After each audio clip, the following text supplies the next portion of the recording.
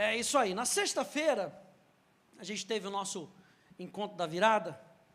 Nós começamos falando sobre o ano da decisão. É um ano decisivo na nossa vida. É um ano onde nós cremos que Deus vai operar de maneira extraordinária. Há uma expectativa no nosso coração de que 2022 vai ser um ano extraordinário.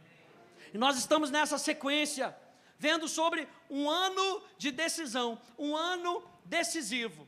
E a primeira coisa que a gente falou na sexta-feira foi a decisão de nós sermos valentes.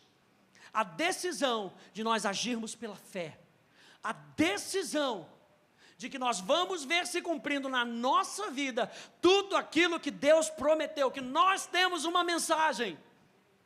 Eu e você temos uma palavra dentro de nós. Lembra que Jesus falou lá em Marcos, chamou os seus discípulos para andarem com Ele e irem com a autoridade. Mateus capítulo 28 diz, olha, ide por todo mundo, pregai o Evangelho, batizando em nome do Pai, do Filho e do Espírito Santo. Gente, vão e façam discípulos. E eu quero ver com você hoje Lucas capítulo 5, abre aí comigo. Lucas, capítulo 5, tema da minha mensagem de hoje, o poder da decisão. Existe um poder quando nós decidimos fazer algo.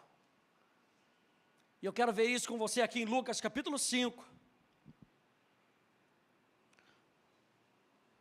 Que a gente vai começar de trás para frente, vamos começar no versículo 11. Lucas, capítulo 5, está falando sobre a pesca maravilhosa, a escolha dos primeiros discípulos, ali de Pedro, de Tiago, de João. Verso 11, acompanhe comigo aí na sua Bíblia, diz, e arrastando eles os barcos para a praia, deixando tudo, os seguiram. Vamos ler de novo. E arrastando eles os barcos para a praia, deixando tudo, os seguiram. Como a gente viu na sexta-feira, gente, existem decisões que impactam a nossa vida hoje, existem decisões que são menores, existem decisões que não vão fazer muita diferença na sua vida. Talvez o shampoo que você vai, não, pastor, o shampoo é importante, pode cair o cabelo, é ou não é? Mas existem decisões que vão impactar a nossa vida para sempre. Ei, o time que você torce não vai impactar a sua vida. Hello? Não impacta a sua vida. Nenhum deles morreu por você na cruz do Calvário. Mas a decisão de andar com Jesus impacta a sua vida para a eternidade. A decisão de ter um relacionamento com Deus impacta a sua vida para a eternidade.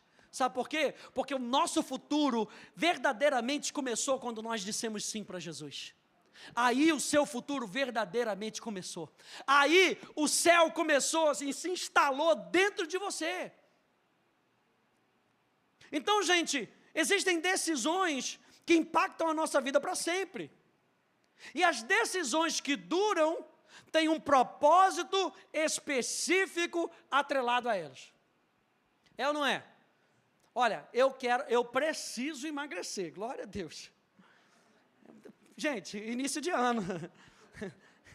É o ano, né? A gente já começa falando de dieta, não é verdade? Ah, pastor, comi tudo no Natal, no Ano Novo, a sobra do Natal, glória a Deus. Agora eu preciso emagrecer. As decisões, elas têm que ter um propósito.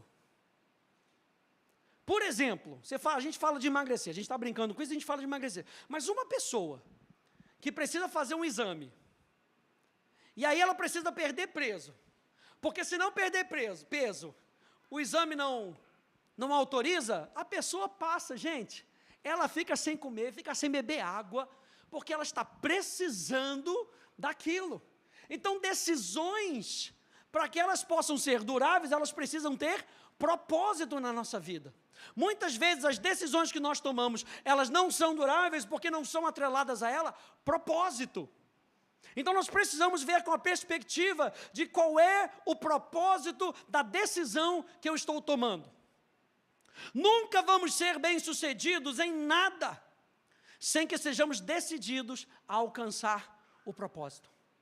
E pastor Hélio, não sei se você viu o encontro dessa manhã lá na Tijuca, ele disse essa frase aqui: sem a decisão de comprometimento comigo, Deus falando, pastor Hélio estava meditando numa madrugada, e ele falou que Deus falou com ele essa frase: sem a decisão de comprometimento comigo e separação para o meu propósito, eu não poderei levar o meu povo à conquista da terra prometida.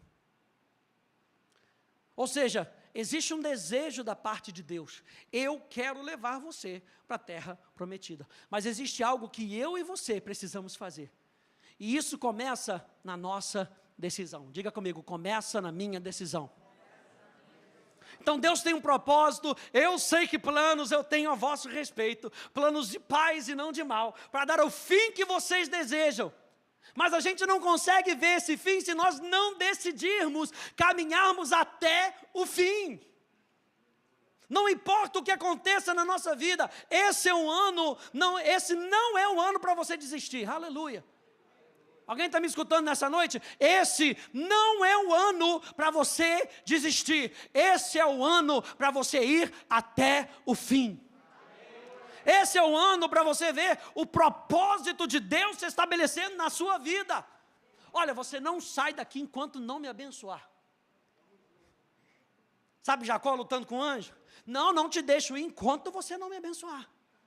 E o anjo vai e toca ali na coxa, na coxa de Jacó, deixando ele meio manco ali. Por quê? Aquilo ali, o que isso significa no texto bíblico? O anjo tocou Jacó e Jacó mudou a sua caminhada. Jacó até recebeu um novo nome. Sabe por quê? Porque Deus tem que mudar o nome de um homem para que ele se veja como uma bênção. Jacó, ao invés de ser o usurpador, o traiçoeiro, título de novela mexicana, né? O traiçoeiro, ele se torna um rei. Aquele que lutou com Deus e prevaleceu. Por isso se liga à mensagem que nós tivemos na sexta-feira. A decisão de eu e você sermos valentes. Nós vamos até o fim. Muitas coisas acontecem para nos tirar do objetivo. E essas coisas a gente pode chamar de eventos. Existem alguns eventos que acontecem na nossa caminhada que tentam nos tirar do objetivo. Esses eventos a gente pode dizer que são acontecimentos. Algo que acontece conosco. Algo que fazem conosco. Né? Esses eventos têm o potencial de nos afetar e talvez mudar o nosso caminho se nós permitirmos. Eu vou explicar isso. Eu não sei se você já foi no médico, por exemplo, ele faz aquela lista de check-up e pergunta: você está vindo aqui no cardiologista? Tem alguém na sua família que tenha tido uma condição de coração? E ele vai anotando. Por quê? Porque existem genomas dentro da gente que tem certas predisposições. Mas olha só, que eu estava ouvindo uma mensagem de uma neurocientista, ela estava falando isso. Esses genomas dentro da gente, isso não quer dizer, preste atenção nisso, isso não quer dizer que você vai ter aquela doença. E ela estava explicando que muitas vezes pessoas passam com essas predisposições a vida inteira e nunca manifestam aquela enfermidade, ou nunca manifestam aquela doença. Ela falou, o que muitas vezes faz aquela doença se manifestar, ou aquela condição se manifestar? Os hábitos de vida. Então, seu pai pode ter sido cardíaco, sua mãe pode ter sido cardíaco, mas se eu tenho um estilo de vida, e agora nós vamos levar para a palavra, o estilo de vida da fé, eu posso declarar para o meu próprio corpo, esse genoma não vai se manifestar na minha vida. Eu posso falar à montanha, eu posso falar a essa pré-condição. Sabe por quê? Porque hoje nós estamos em Cristo Jesus. E muitas Quantas coisas tentam acontecer com a gente que estão fora do nosso controle, é ou não é? E eu chamo isso de eventos na nossa jornada. Por exemplo, a ofensa é um evento, mas ficar ofendido é uma decisão. A ofensa, você não pediu nada. A pessoa veio ali e te ofendeu. Vamos dizer, te ofendeu de graça. Mas você ficar ofendido é uma decisão. 2021 foi um evento que se passou. Mas ficar em 2021 é uma decisão.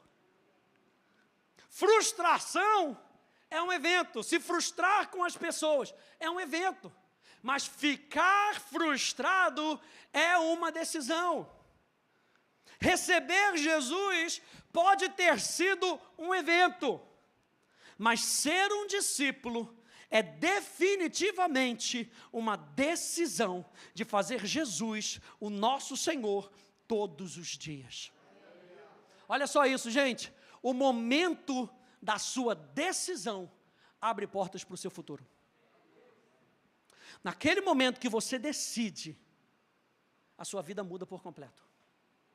E a gente está lendo Lucas capítulo 5, verso 11, no final dessa história, e arrastando eles os barcos para a praia, deixaram tudo e o seguiram.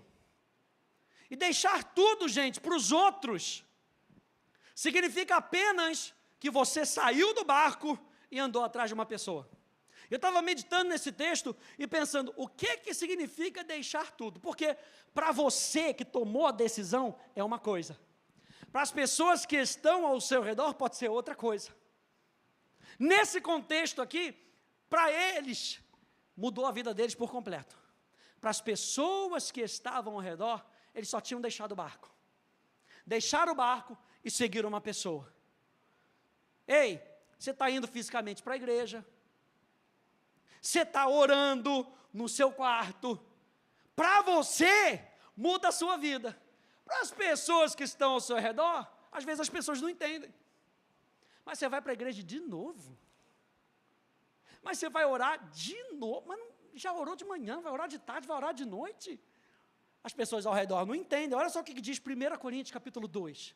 Diz assim, ora, a pessoa natural, o ser humano natural, não aceita as coisas do Espírito de Deus, porque eles são loucura, e ela não pode entendê-las, porque elas se discernem espiritualmente. Para você, vir à igreja, pode ser e deveria ser algo que transforma o seu dia, a sua semana, a sua história. É uma decisão de se encher de vida. É uma decisão de ver milagres e realizar milagres. Porque quando Jesus chama os discípulos, Jesus não chama os discípulos para aprender uma teoria. Jesus chama os discípulos para transformação de vida, e ele chega ao ponto de dizer, as mesmas obras que eu farei, vocês farão, e ainda farão maiores ainda. Então o que Jesus quer na nossa vida é impactar a nossa vida, para que o reino dele se estabeleça em você e através de você. Muda a nossa vida por completo. Muda a nossa existência. Para os outros, você está perdendo o barco. Mas para você, você está ganhando o reino de Deus. As pessoas não vão entender a sua decisão espiritual. Mas você está dando dízimo? Não, mas você está dando dinheiro para o pastor? Não, isso é loucura. Para as pessoas, você está perdendo o barco. Mas vai deixar o barquinho aí assim, mole? Para os outros pegarem? Mas a decisão de Pedro, Tiago e João, eles estavam ganhando algo sobrenatural. Uma decisão espiritual como essa, parece algo estúpido, algo bobo, simplesmente porque as coisas muitas vezes não acontecem na mesma hora, é verdade ou não é? Você vai buscar a Deus uma solução para um problema que você esteja passando, às vezes a solução não sai naquele momento. É porque Jesus não quer com que você valorize mais a solução do que a presença dEle. Então, muitas vezes, Ele está ali do seu lado, Ele quer com que você perceba. Quando você lê, por exemplo, o livro de Jó, e Jó passa por aquele sofrimento todo, e o livro de Jó, ele não explica porque Jó passou por aquele sofrimento. Ele explica o seguinte: Deus está com você. Sua vida não está perdida. Deus está no controle de todas as coisas. E, gente, isso é melhor do que a gente ter a solução. Por exemplo, eu posso perguntar para você quer R$1 milhão, Mega Sena, 350 milhões agora na sua mão?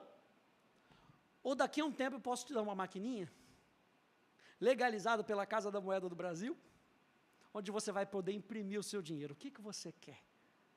Ah, pastor, eu quero 350 milhões. Outro dia estava no barbeiro, papo de barbeiro é engraçado, né? Aí estava lá no barbeiro, coisa e tal, e o papo era Mega Sena da virada. O que é que você vai fazer? Não, vou comprar carro, vou comprar casa, vou investir, vou fazer isso, vou fazer aquilo. Mas muito melhor, gente, muito melhor do que essas soluções materiais, é nós termos a presença de Deus na nossa vida. Essa, gente, é a melhor decisão que eu e você podemos ter. Aí talvez, às vezes a gente se pergunta, o que eu vou fazer na igreja? Eu estou falando que às vezes a gente não vê a solução imediata. E muitas vezes as pessoas se perguntam, o que eu vou fazer na igreja? Eu volto, e a situação continua do mesmo jeito lá em casa. O que acontece depois que eu oro?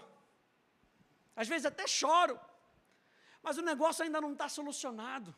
Perguntas que talvez a gente faça, mas eu vou confessar a minha cura mesmo com essa doença? Está aqui no meu corpo. Eu vou louvar a Deus mesmo sem sentir? Perguntas que a gente faz. Uma decisão espiritual parece algo bobo, algo estúpido, simplesmente porque às vezes a gente não vê o negócio acontecendo na hora.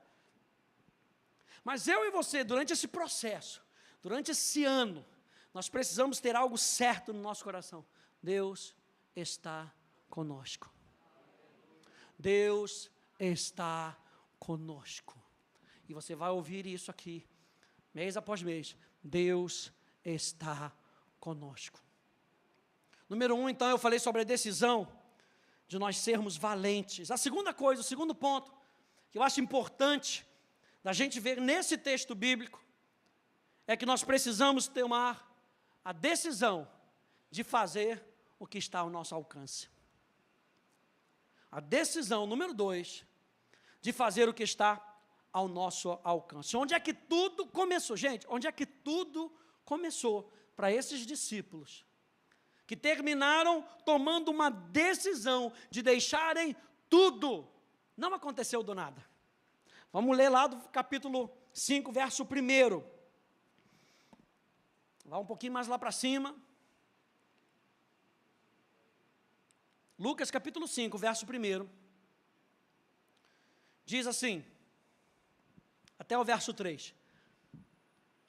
Aconteceu que Jesus estava junto ao lago de Genezaré, e a multidão o apertava para ouvir a palavra de Deus. Então ele viu 2 barcos junto à praia do lago. Os pescadores tinham desembarcado e estavam lavando as redes.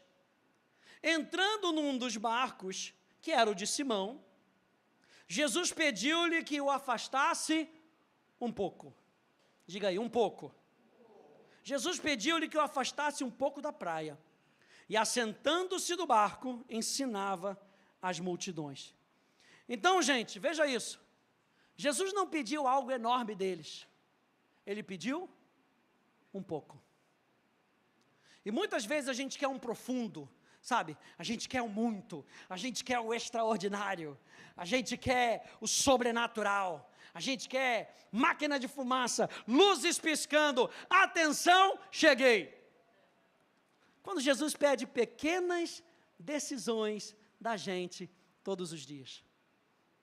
Ele não pediu grande decisão para começar, ele pediu um pouco. Antes de pedir que deixassem tudo, porque Jesus pediu com que eles deixassem tudo, deixa tudo e me segue. Antes de pedir que eles deixassem tudo, ele pediu um pouco.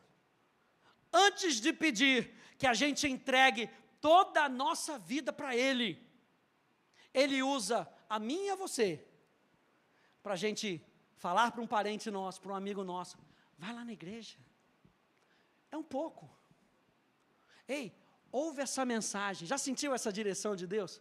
De pegar uma mensagem, dar para uma pessoa, enviar para uma pessoa, não é muita coisa. Olha, ouvi essa mensagem, assisti essa mensagem, pensei em você, eu acho que vai te ajudar. Manda para essa pessoa. Jesus vai nos dando estratégias para esse pouco. Muitas vezes a gente ainda acha que o pouco é nada, mas é só isso, gente, é só isso. É só convidar a pessoa para vir para a igreja. Você não precisa fazer mais nada.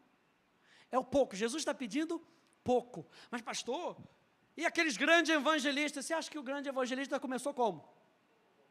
Com pouco. Então, esse pouco, eu e você conseguimos fazer. Muitas vezes nós achamos que o pouco é nada. Não, gente, o pouco já é movimento. Se você está fazendo aquilo que Ele colocou no seu coração, o pouco é movimento. Pouco, para começar, já é uma resposta. Olha só Mateus, capítulo 25, verso 23, diz: então o Senhor disse, na parábola dos talentos, muito bom, servo bom e fiel.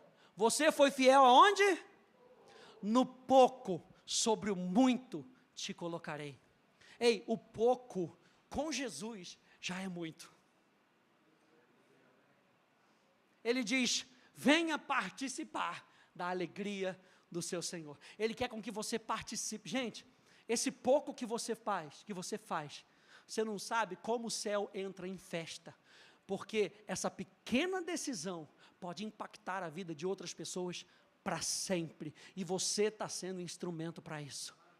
O céu entra em festa, o céu diz, veja, ela chamou o marido, ela convidou aquela vizinha dela que está sempre com um problema, que sempre vem contar um problema, ela convidou, ela mandou aquele vídeo para aquela amiga. O pouco que você faz com ele é tudo o que ele precisa.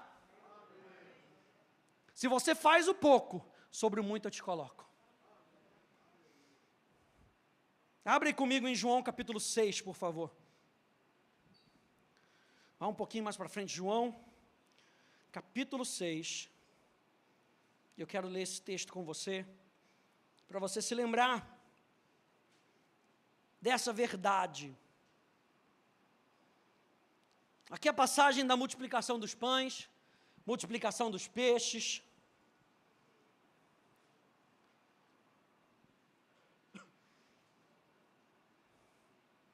Diz assim, no versículo 1 diz assim, depois dessas coisas, Jesus atravessou o mar da Galileia, que é o de Tiberíades.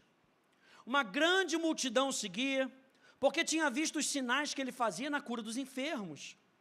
Então Jesus subiu ao monte e sentou-se ali com seus discípulos. Ora, a Páscoa, a festa dos judeus, estava próxima. Então Jesus, erguendo os olhos e vendo que uma grande multidão se aproximava, disse a Filipe, onde compraremos pão para lhes dar de comer? Lá vem o problema. Onde é que a gente vai alimentar tanta gente assim? Mas Jesus dizia isso para quê? Para testá-lo. Porque sabia o que ele mesmo estava para fazer. Filipe respondeu, nem mesmo 200 denários de pão seriam suficientes para que cada um recebesse um pedaço. Um dos discípulos, chamado André, irmão de Simão Pedro, disse a Jesus, ei, tem um menino aí, que tem 5 pães de cevada e 2 peixes, olha só, tem 5 pães e 2 peixinhos, mas o que é isso para tanta gente? Já se perguntou isso? Olha, pastor, eu só tenho isso. Será que é suficiente? É isso que os discípulos estavam, eles até encontraram. Eles foram buscar uma resposta. mas eu acho que não é suficiente, não. É muito pouco. Mas veja que, continuando, diz assim, Jesus disse, façam com que todos se assentem no chão.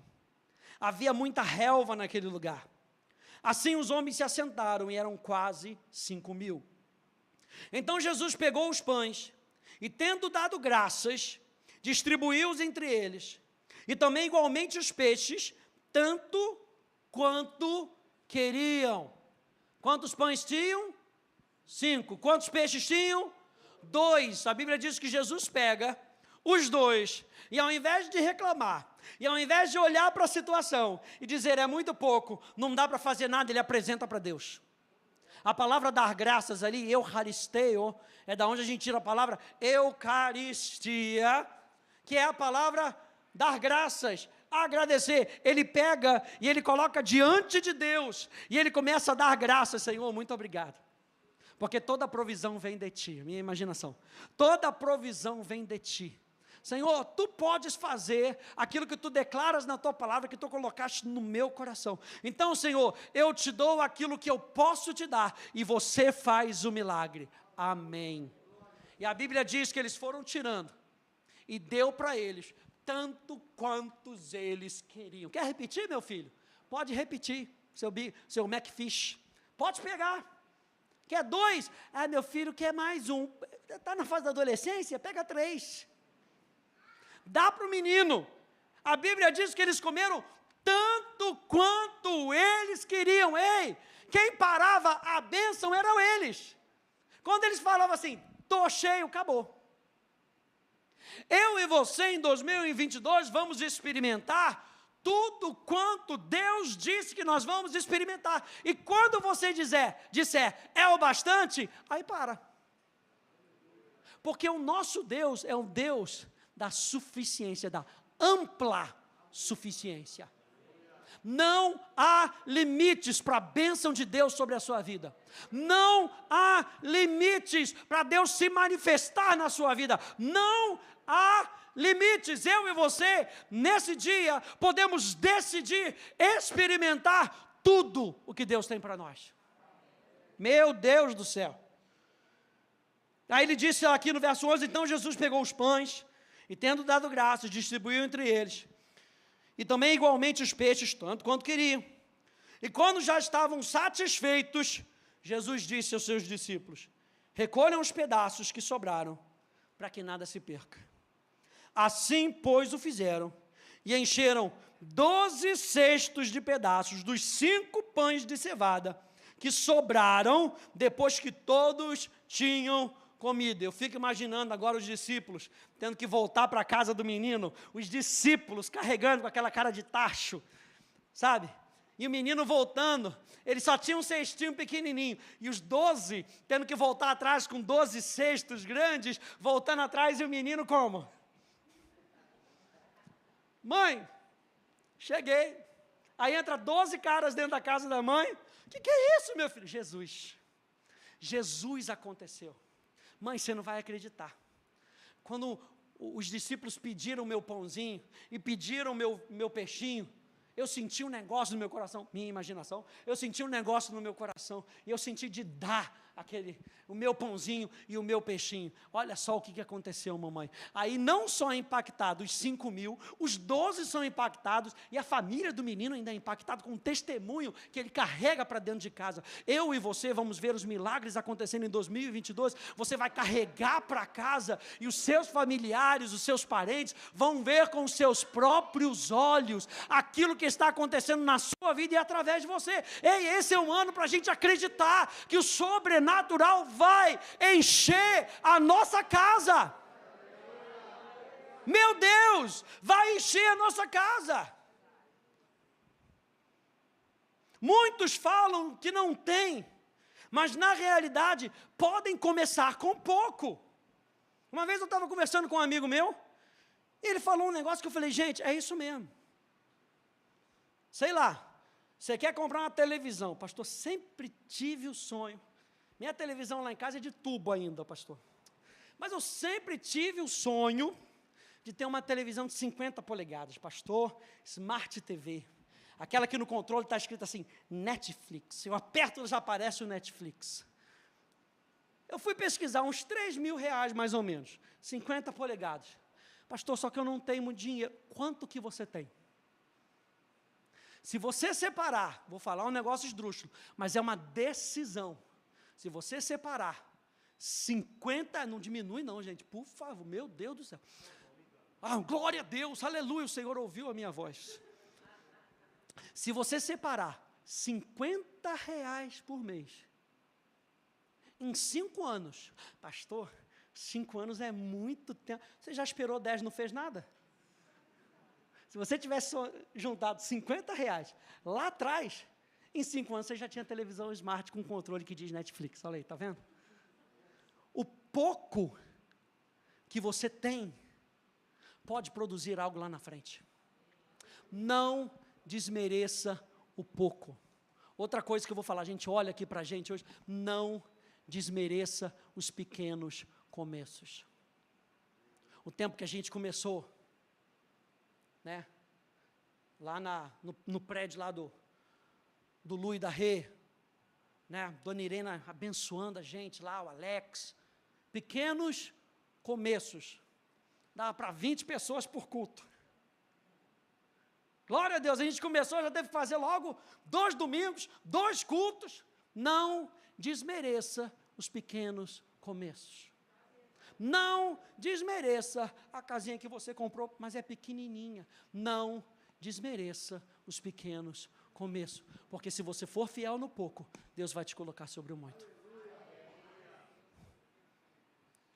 Gente, uma vida com Jesus vale tanto quanto aquelas das cruzadas do Reinhard Bonk. Eu botei aqui uma foto para você ver.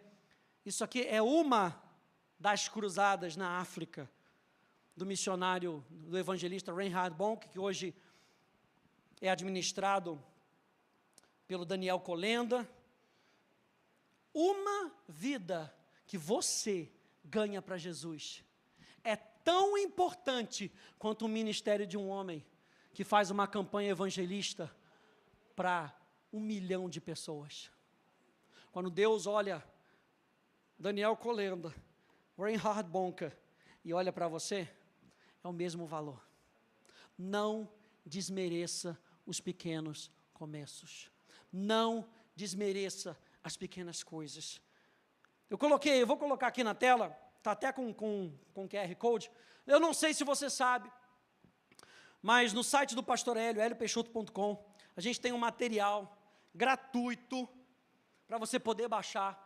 E um deles é um devocional, é um e-book como esse, chamado Como Crescer Espiritualmente Adotando uma Rotina Devocional. Pastor, queria tanto conhecer a Bíblia como você. Ah, eu queria tanto orar como você. Comece do pouco. Comece estabelecendo 5 minutos, 15 minutos. E esse livro, ele pode te ajudar, gente. Depois você pode pegar, ver aí no QR Code, como crescer espiritualmente, adotando uma rotina devocional. Por quê? Porque é importante a gente ler a Bíblia, gente. É ou não é? Amém? 2 amém aqui, aleluia. Gente, é importante. Ei, essa tem que ser uma decisão na sua vida. Leia a Bíblia, é importante, aleluia. Orar é importante na minha vida. Então, olha só, a gente depois, no final do encontro, a gente vai distribuir um plano de leitura bíblica. A gente tem as cópias lá atrás. Então, quando você sair, se você quiser, o pessoal do Somar vai estar lá, pega o plano de leitura, lê, faça a sua leitura, mas está aqui também com o QR Code para você poder baixar a versão digital, para você imprimir em casa, se você quiser. Mas, gente, é importante a gente ter comunhão com Deus através das Escrituras. É uma decisão. Olha, eu nunca li tanto. Vai ler agora em 2022. É uma decisão. Comece com pouco. Às vezes, gente, são 2 capítulos. No plano de leitura, às vezes são 2 capítulos que você tem que ler no dia. Não mata ninguém, gente. Na sua hora do seu intervalo, não sei se você tem 1 hora, não sei se tem meia hora, pastor, não tenho nada. É aquela pausa do banheiro, aleluia. mas está tirando tanta pausa do banheiro essa menina agora. É isso, leia um versículo. Eu me lembro, quando eu trabalhava lá no Rio, eu trabalhava numa empresa que era na Praia do Flamengo. E assim, um prédio alto, e aí você conseguia olhar a Praia do Flamengo, coisa maravilhosa. Eu me lembro que eu pegava um tempo do meu almoço, comia rapidinho, e ia para dentro do banheiro. Não sei se o pessoal achava que eu tinha algum troço ruim, que eu tinha comido alguma coisa ruim, mas era aquele tempo. Às vezes eu saía de lá, descia, ia para a praia, maravilha, hein? Glória a Deus, é isso que eu queria, pastor. Eu ia lá para a praia, ficava sentado no banquinho, orando, porque você pega o pouco que você tem e você apresenta a Ele.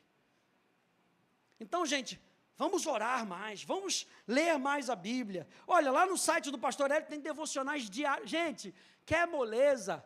Ainda chega no seu e-mail. Chega lá no seu e-mail todo dia. Obrigado, Léo. Chega no seu e-mail todo dia uma palavra de Deus para abençoar o seu dia. Isso tudo, gente, por quê? Porque nós somos uma igreja que nós queremos motivar você a crescer. Ninguém aqui nessa igreja vai poder dizer, não tive oportunidade. Peraí, né? Não dá, gente. Tem e-book grátis. Tem plano de leitura na sua mão. Tem devocional que chega no seu e-mail. Gente, tem live de oração.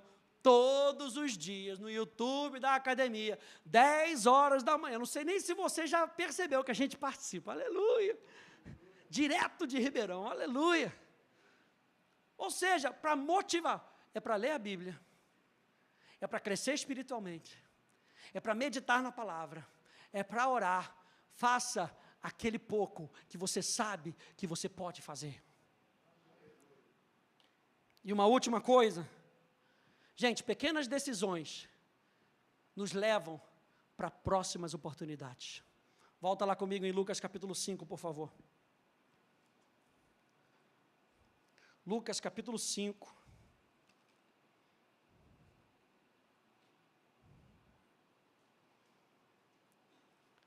Pequenas decisões nos levam para próximas oportunidades. A gente começou falando de Lucas capítulo 5, 11, que eles deixaram os barcos, deixaram tudo e seguiram a Jesus. A gente voltou para falar sobre o que Deus pede da gente, Ele começa pedindo um pouco. E esse um pouco, quando nós respondemos, nos levam para próximas oportunidades. Verso 4 até o verso 7. Quando acabou de falar, Jesus disse a Simão, leve o barco para o lugar mais fundo. Aí sim Jesus disse. Primeiro ele fala, me empresta um pouco o seu barco e fica aqui no rasinho. Agora ele fala, já que vocês responderam, vamos para o fundo. Vamos para o sobrenatural. Leve o barco para o lugar mais fundo do lago e então lancem as redes de vocês para pescar. Em resposta, Simão disse, mestre, havendo trabalhado toda a noite, nada apanhamos, mas sob essa tua palavra lançarei as redes. Os discípulos aqui tomaram uma decisão de confiar na palavra de Deus, mesmo que seja ilógico, mesmo que seja, gente, o pescador falando com o carpinteiro, a gente já foi, trabalhou a noite inteira e não pegamos nada. Já estavam lavando a rede, para a rede não se perder. A gente já estava aqui no final do processo, você vem agora e vai mandar a gente voltar para o mesmo lugar onde nós não pegamos nada, mesmo durante tempos de frustração, eu e você podemos responder a Deus, tomar a decisão de confiar em Deus, e foi isso que eles fizeram. Verso 6, fazendo isso, apanharam grande quantidade de peixes, e as redes deles começaram a se romper. Então fizeram sinais aos companheiros do outro barco, para que fossem ajudá-los, e foram e encheram ambos os barcos, a ponto de quase afundarem. Eles tiveram que lançar as redes de novo, mesmo depois da decepção de não pegar nada. Já teve uma decepção com uma pessoa? E aí Deus fala para você assim, vai, liga para ela. Faz de novo. Tenta mais uma vez. Foi isso que eles estavam passando, gente. Eles estavam num processo de decepção. A gente não pegou nada. E Jesus fala, volta para o lugar da decepção, que agora você vai voltar comigo. Aleluia. Meu Deus, não sei se você pegou isso. Mas no lugar da decepção com Jesus, se torna um lugar de milagre. Um lugar sobrenatural. A decepção dá lugar ao milagre quando Jesus está no barco. Então não tem situação que Deus não resolve, não tem situação que Deus não possa virar, não tem situação que Deus não possa bater o martelo e dizer, comigo a situação é diferente, experimenta a minha presença, experimenta a minha palavra, porque comigo a situação é diferente. Ao invés de habitarem no evento, lembra que eu comecei falando sobre o evento? Ao invés deles habitarem naquele evento da decepção, eles tomaram uma decisão, eles decidiram acreditar, apesar do contrário. Eu não sei se você já ouviu, isso foi uma frase famosa do J.F. Kennedy, que ele falou sobre a palavra em chinês para crise, é a mesma palavra para oportunidade. Já ouviu essa? Não é verdade, tá bom, gente? Eu quero explicar isso para você. Eu fui pesquisar um pouquinho sobre isso, e eu cheguei nessa palavra, eu no meu treinamento em chinês, agora ao invés do hebraico é chinês, gente, olha só, glória a Deus. A palavra weizi em chinês significa crise, olha só que interessante. Ela é uma junção de duas palavras, wei, que significa perigo, perigoso, ameaça, risco, medo, pavor, receio. E a junção com a palavra zi, que significa um momento ou um ponto crucial. E aí existe uma outra palavra em chinês para a palavra oportunidade. E o que eu acho interessante é que essas duas palavrinhas, zi, elas se conectam nessas duas palavras.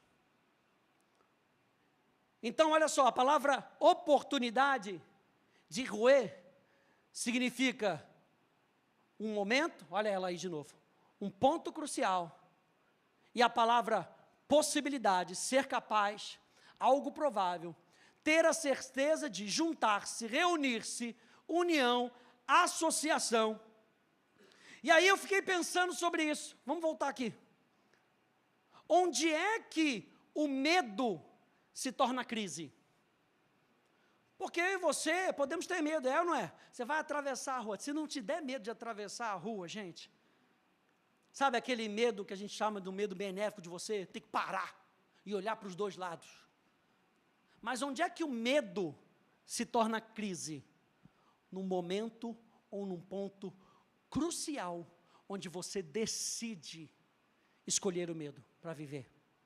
Eu achei isso interessantíssimo, gente. Olha só, o medo se torna crise no momento crucial da minha decisão de valorizar o que está ao meu redor.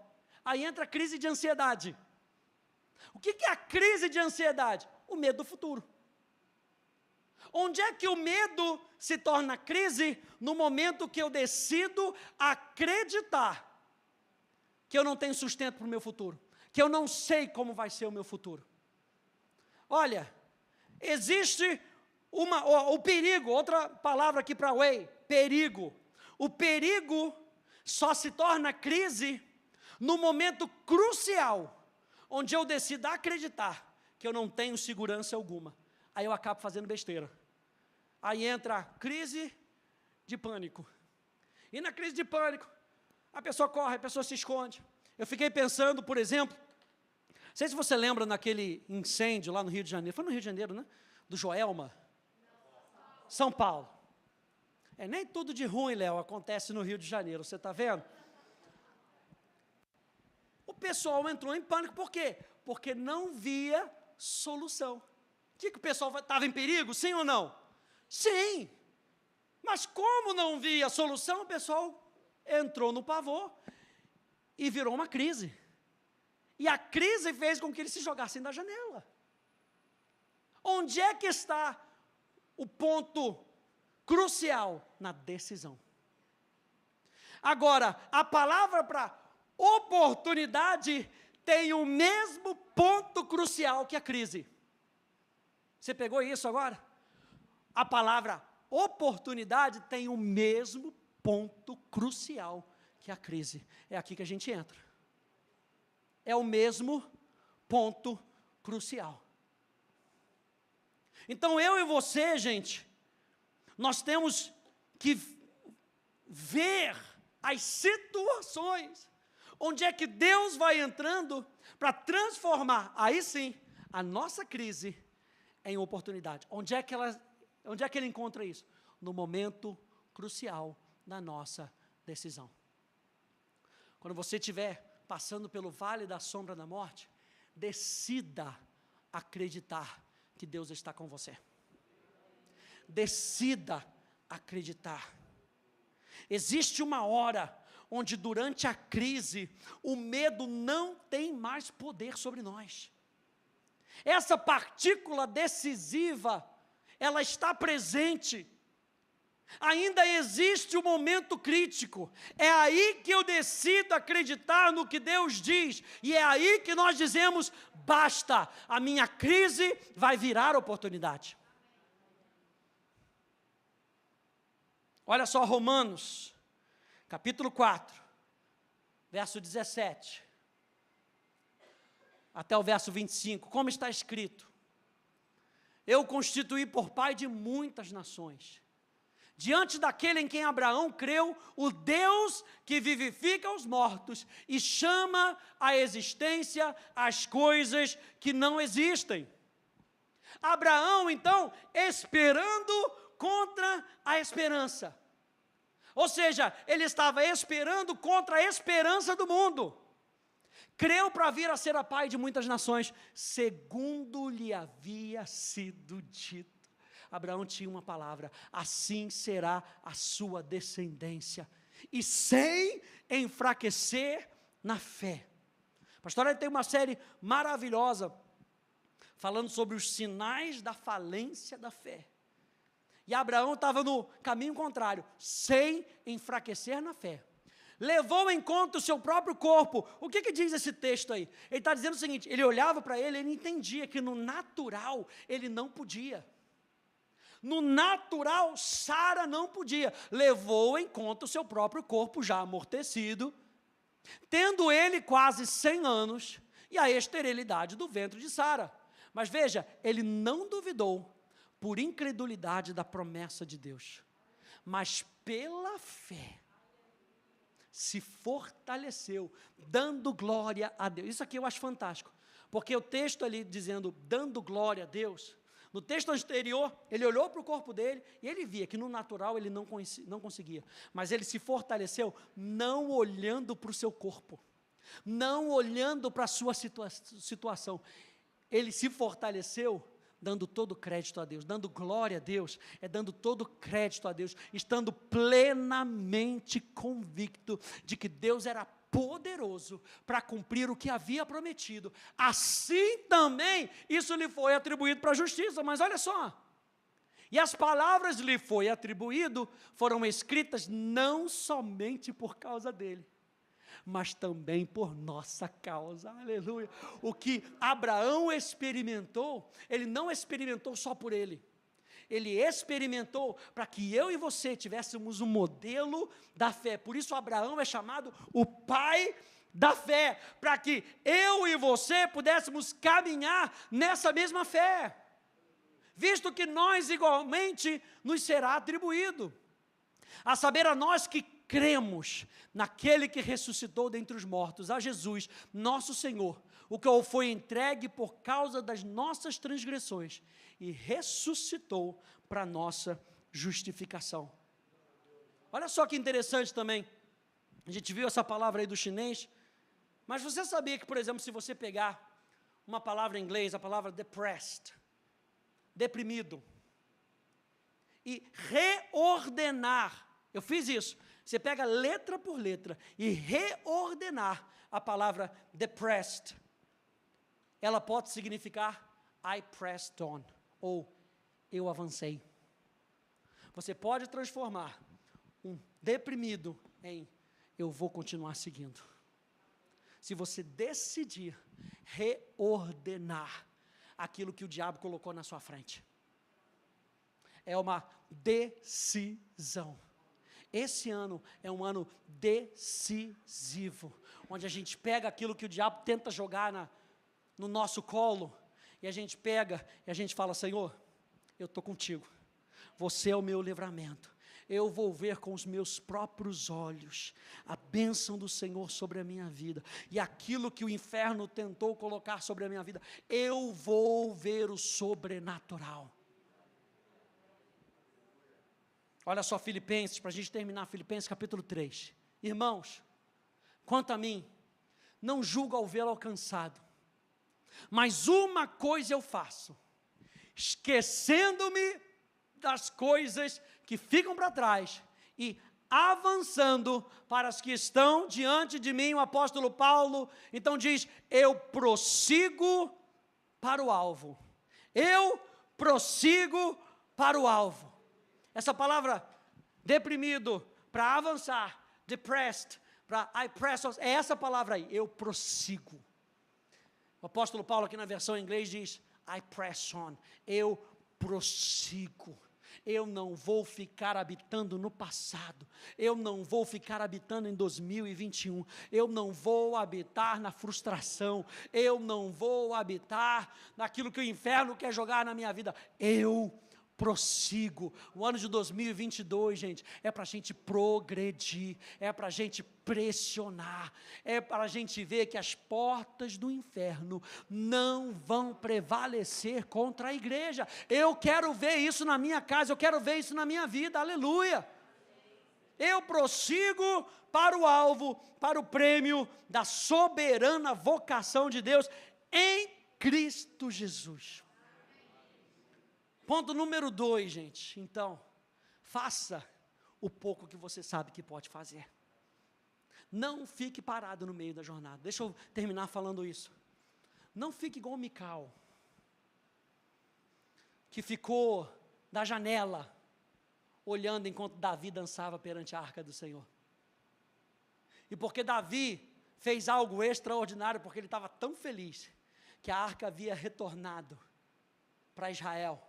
E ela foi condenar Davi. Você vai dançar assim? Você é rei? Você pode fazer esse negócio desse assim? E Davi vira para ela tão apaixonado por Deus e fala, eu ficaria ainda mais ridículo por causa do meu Deus. É uma decisão da gente não habitar nas coisas do passado. Quando você recebe essa palavra nessa noite, fique de pé comigo, por favor.